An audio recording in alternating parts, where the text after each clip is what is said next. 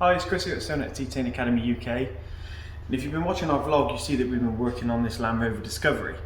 If you haven't seen it, then go back and have a look and see what we've been up to. But anyway, I thought it was a really good time to do a video to show you guys how to do a single step correction, or single stage, one stage, whatever you want to call it. There's lots of names for it, but it's the same thing.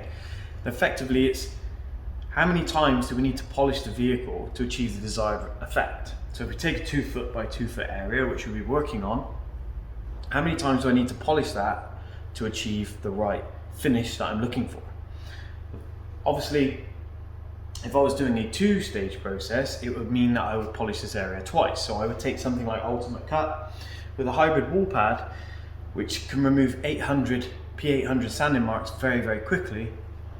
I'm going to work my 2 foot by 2 foot area, the vehicle, and I'm going to achieve amazing cutting. I'm going to remove lots of paint defects, or pretty much all of them. And then it's going to leave me, unfortunately, with not a very glossy finish. Therefore, I would need a second step. For instance, perfect finish with a standard pad, which will remove the marks left behind by the first stage to give me that high gloss perfect finish. And that is a 2-step process, so I'm effectively polishing it twice. Okay, now that's great. That is pretty much the ultimate, really. If we do that, we can achieve almost perfect results. So you think, well, that's the best case for every vehicle. But unfortunately, that's not the case, because it comes down to customer's budget, the time we have, and really depends on the vehicle. If you have a car which is in use all the time, you know, being constantly used, constantly washed, and you're going to introduce scratches into it, back into it, etc. And therefore, it wouldn't be a good idea to remove loads of clear coat now to make the car perfect, when in 6 months it's going to start to look a bit scratched again. And if you've done that much heavy cutting, first of all, you can't keep doing it. There's not endless clear coat. Obviously, the other thing is sometimes the customer doesn't want to pay you, the budget's not there for the car, and maybe the vehicle doesn't need it. If you have something with soft paint, then it's going to be not going to require that much heavy cutting to achieve those results. Whereas if you have something with really hard paint, it's very difficult to achieve amazing results with a single step. So with this one here, being Jaguar Land Rover and being a Discovery, they have medium to soft paint. So therefore we can achieve great results with a 1-step. And in this case, that's only what the customer wanted. It's going to be used, it's going to be taken to car washes and stuff, so it's not a great idea to be removing loads of clear coat right now. And it does leave us the option to be able to polish it again in the future if required. So I've done a few little test spots and found a few options on what we can do, and I found a solution. Now, obviously, if I just take Ultimate Cut, for instance, which I just showed you just a second ago. Now if I use that, that can remove P800 sanding marks, and that's great. I'm going to remove lots of defects, as we said. The only trouble is, if I'm only doing 1 step, I don't have that second stage to remove the marks left by this. If you imagine this is, the abrasives in this are very big to begin with, so we take a very large abrasive, okay, and it's an agglomerate of them. So we take a very large abrasive and we build them using other very large abrasives of similar size to create a massive abrasive to begin with. And this is called DAT, diminishing abrasive technology. So as we polish, they break down back to their singular abrasive. So when we start, we have a massive abrasive. Then as we polish, they break down until they break down back to their single abrasives, which are quite big anyway. Now that means when we finish with this polish, after we've done our area and wipe away, there's still marks left because of the massive abrasives. It doesn't matter how long we continue polishing, for 1 minute, 2 minutes, 3 minutes, 4 minutes, they can never break down smaller than their starting size once they've broken down to that. So therefore, as a single stage, it wouldn't be very good if we just leave it covered in holograms and, you know, matting and haze and stuff. It won't look very nice, especially on black. So there's another option. You could take something like perfect finish. So if we take it, you know, which I just showed you, this has 4 cut and 6 gloss.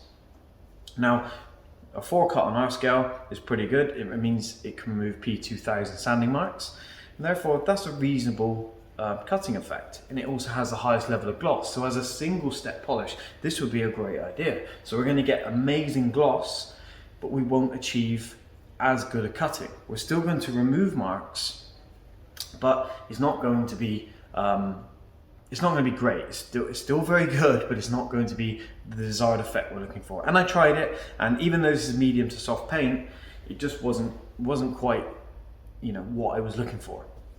So after trying a few more things, I used our cut and finish. And I use this with our standard green pad, which is a medium pad. It's called a standard pad because it works with so many of our polishes. And cut and finish, as you can see, or I hope you can see, has a scale of 5 cut with 5 gloss. Now this means it doesn't give us as high a gloss as perfect finish does, but to the naked eye, polish by polish, you're going to struggle to see those differences with the naked eye. If we have a gloss meter and measure it, of course, there would be a difference. But to the naked eye, it's not going to be that obvious. And plus, when we twin it with a wax that we are putting on this vehicle, that's going to bring the gloss levels very high anyway. But because it's 5 gloss, this can remove P1500 sanding marks. It's going to remove a lot of these defects that we have, which I'm going to show you in a second. And then with the 5 gloss, we're going to have a very nice high gloss finish. So I've been using this with let me put this down, not the lighter now.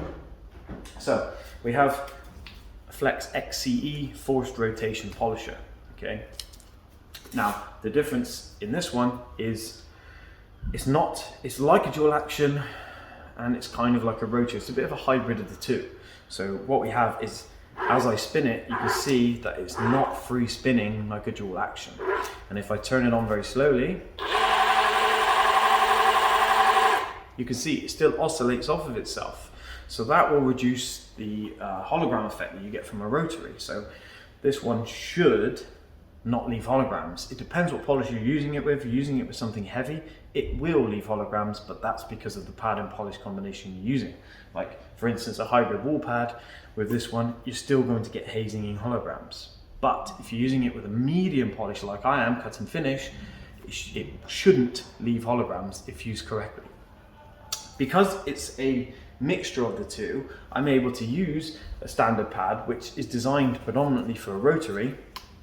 Because this has a better cutting effect due to that forced rotation or gear driven, it means I can apply a little bit of pressure the same way I can with a rotary, because with this I'm not going to get pad stall like I do on a dual action, so I don't need to worry about that, and I can just carry on polishing. I can apply pressure. It doesn't matter if we come to different like the bonnet has here with the different steps and edges on cars and stuff, where it can unbalance the dual action and stall the pad out. So I don't need to worry about that with this. So I can show you exactly what we're dealing with. So you can see there's lots of washing marks, swirls, scratches, and if I take the direct light away, you can see that horrible greying, which is just from a collection of light and deep scratches all over. So yeah, it's pretty horrific, to be honest, or so it looks, but this is medium to soft paint as we spoke, so it's relatively easy to sort out.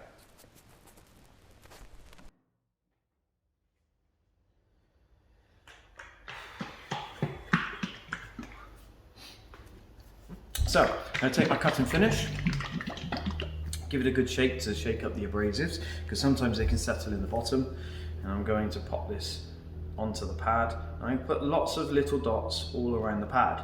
I'm not going to put like 2 or 3 dots, because what I want is a good spread of the abrasives. It's no good if I just put 2 or 3 dots, because it's going to soak into the pad in those areas, and I'm not going to get lots of abrasives on there, so I'm not going to get great cutting.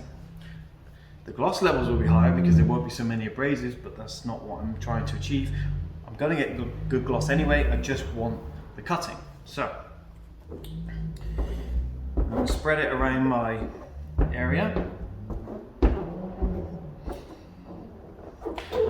and then I'm going to spread it.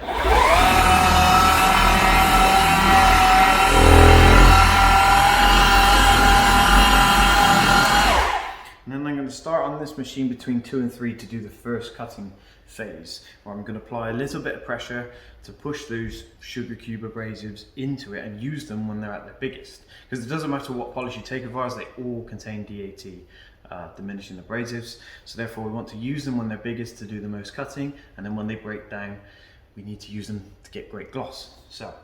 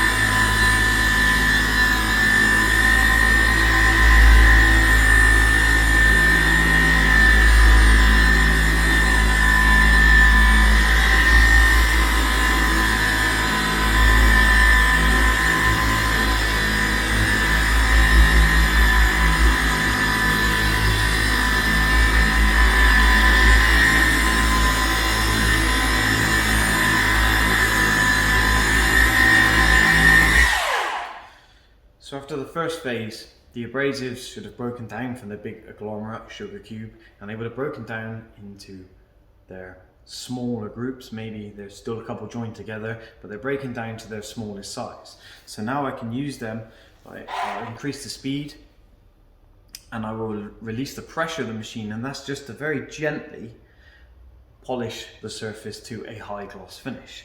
So I've increased the speed, I'm not going to apply much pressure, I'm just going to balance the machine and run over, and that will give us our high gloss finish.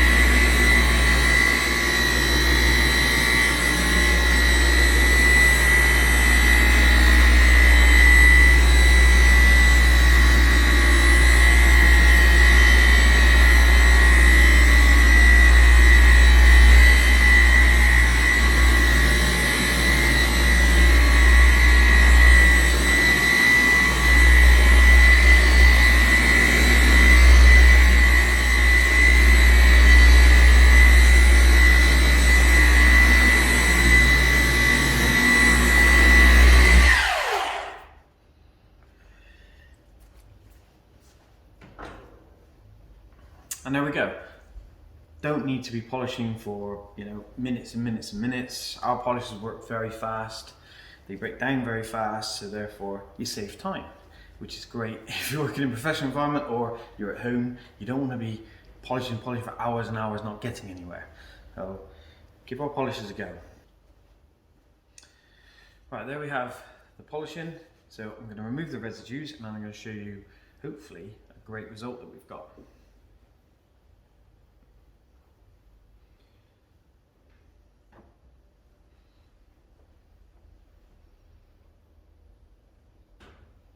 So I don't want to go wild digging into the bodywork to try and get the residues off. Just let the cloth do its work.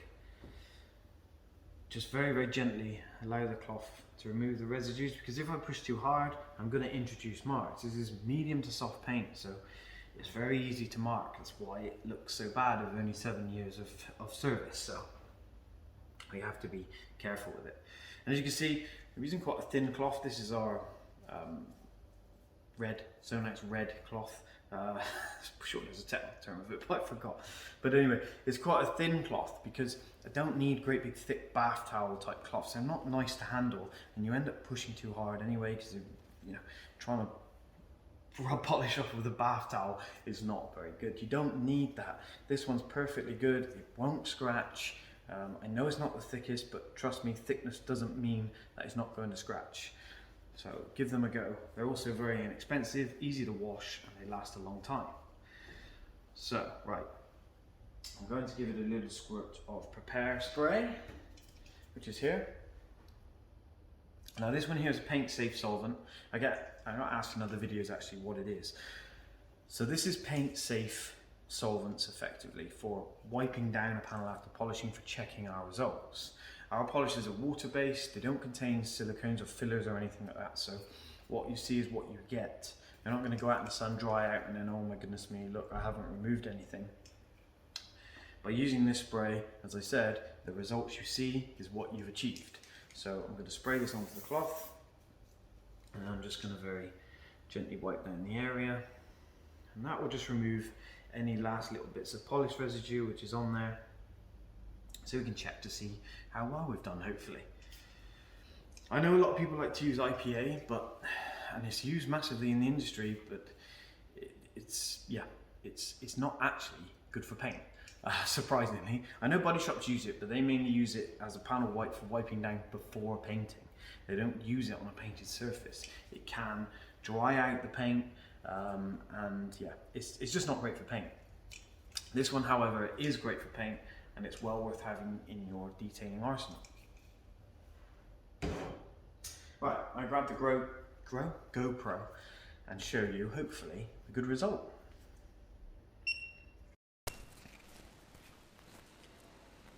And there we go, we can see our result, which compared to what we had before, if I turn the light off, you can see that lovely gloss now, hopefully, because I don't really know what you're looking at because this is a GoPro and I don't have a screen. But you can see, because it's medium soft paint, we've achieved some great correction. So now after that, I can use our Speed Protect, which is a spray wax high in carnauba, and that will bring the gloss levels really high. It already looks good, we know that as you've just seen, but we can make it even better with a touch of spray wax. So I'm going to spray this on. I'm just going to spread this around the area that it worked on, just lightly.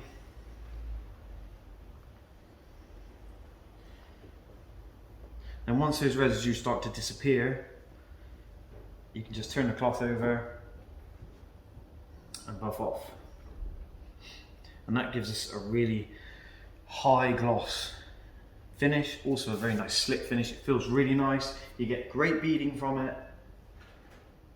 And also that gives us 2 to 3 months protection. Our protection is based on washing once a week. So if you wash your car once a week, say on a weekend, then it's going to give you up to 12 weeks protection. So yeah, you probably work that out, but yeah. So I'll grab the camera and you can see again.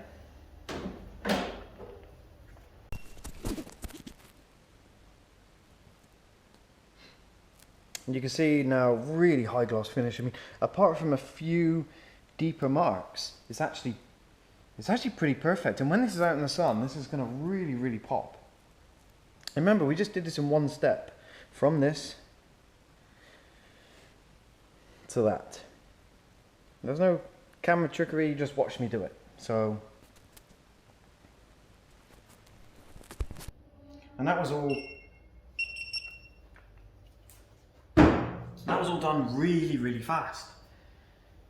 So you can see we got great cutting, great gloss. We've waxed it now, and when the customer comes and collects that, they are going to be over the moon. We're happy with the results. They're going to be happy with the results, and that's all that matters. If you have any questions, leave them in the comments, and we will answer them for you. And please hit the like, subscribe and notifications buttons to keep up with anything else that's going on. As I said, we have a vlog running, so if you want to see a bit more work that we've done on the Discovery, or a few more things that we talk about on this car, then go and check them out. And I'll see you in the next video.